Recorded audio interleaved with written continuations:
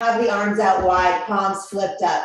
And then your knees are bent, but have them touching. We have our knees touching so that they're not, like if they're just out here, we have to use some sort of efforts to keep them upright. But when we just let them come in together, we don't have to do anything. We can just let it all go. Let the knees get heavy in towards each other.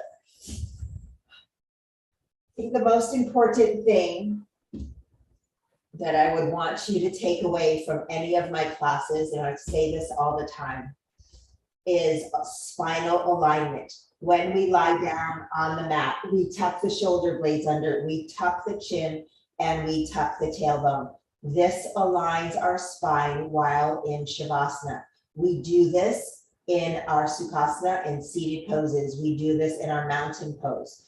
I want you to do it when you are at the kitchen sink. I want you to do it when you're outside in the yard. I want you to sit up tall when you are watching TV. And then another key takeaway is breathing deeply into your beautiful, strong bodies. Balancing out the nervous system with our breath. Using cleansing breaths, inhaling and exhaling, inhaling through the nose, exhaling out the mouth, right? Sticking out the tongue, lion's breath, and then connecting with the Ujjayi Pranayama by closing the lips and the eyes, breathing in and out of the nostrils, slowing and deepening each breath cycle. So let's practice that here now. Using the count if that is comfortable, inhaling for the count of 4 or 5 or 6. And then exhaling out always for the 2, 3, 4 counts longer than each inhale.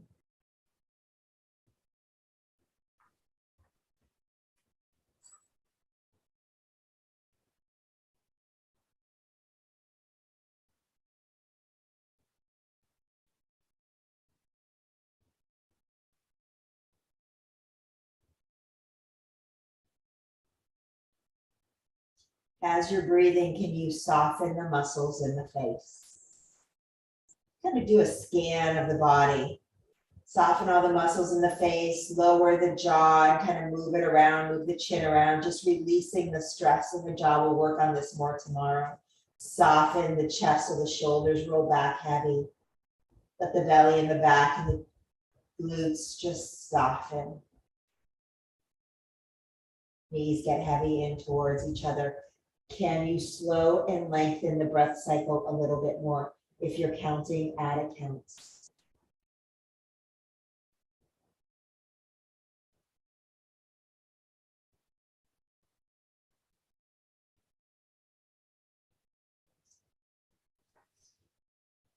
On your next exhale, extend the legs long and draw the arms up and overhead.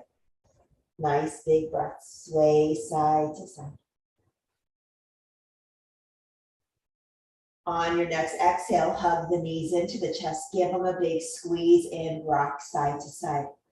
All right, so today, this is our last yoga technique for beginners and beyond class for a while. So we're gonna work through series of poses and flows so that you can do these things on your own, and we'll talk about alignment, we'll talk about modifications, and we'll talk about keys for safety. So now your feet are on the mats.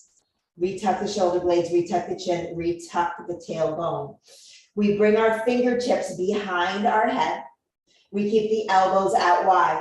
We will take a nice deep inhale through the nose. When we exhale, we'll lift the left foot, draw that left knee in. Use the core to lift the head and the shoulders off the neck and tap the right elbow to the left knee.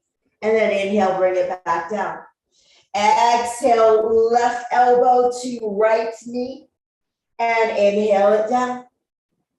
Exhale, left knee, right elbow, and down, and just keep alternating side to side. Now, as you're doing this, it is absolutely crucial that the only thing lifting you is the core strength, not your elbows and not your shoulders. So keep the elbows out wide, and maybe the elbow doesn't physically touch the knee. It doesn't matter, that's okay. The only thing that matters is that it is core engagement. The next time the left elbow taps the right knee, come down, come on to the right side body. We're gonna work on clams. I know you all love clams so much. So these are your homework poses for the next 2 weeks. You have homework poses. So your body is like the letter L. So the back is flat, fingertips are on the mat, using them as a kickstand. Keep those inner feet glued together. Squeeze the core. Your head can be in the hand, or you can come down and rest like this, whatever works best for you. Inner feet glued together. We inhale, slowly lift that left knee. Now, I want to pause here because it's so easy to roll back. Woo! So we want to stay forward. Stay nice and flat. And you can even play with this when you're not in class. You can come up against the wall and kind of check it out to keep your body from lifting, from rolling back. And then we exhale, lower. And we inhale, slowly lift. Now we're slowly lifting so that momentum and gravity have nothing to do with it, right? We exhale. When we exhale, we lower nice and slow because it's easy to do this. Woo, right? Look at this. What am I doing? My legs just flapping in the air, right? We want that contraction. Another thing, we don't do this in class. We haven't done this yet, but you can put a weight on the top of your outer thigh and lift and lower and lift and lower and lift and lower and lift and lower. Okay, a weight is intense. I'm going to add this onto my repertoire in 2 weeks. All right, my friends, so that's one form of clams that we do in class. And now we're gonna lift the feet. Hold on, I got my blocks by my head. We're gonna lift the feet. Inner feet glued together, same thing. Use your hand as a kickstand so you don't sway front and back. And then inhale, lift that leg. And then exhale, slowly lower. And inhale, lifts. And exhale, slowly lower. Inhale, lifts. Exhale, slowly lower. Joy, can you get more on your side? And can you lift the feet? See how my feet are lifted? I know I'm a little far away because I was leaning up against the wall to see how that felt. There we go. I'm closer now. There we go. Nice. It's hard. So the feet stay up. Look, Joy, the feet stay up. And we just lower the knee. Look at my feet are up. And then we lift the knee. Yes.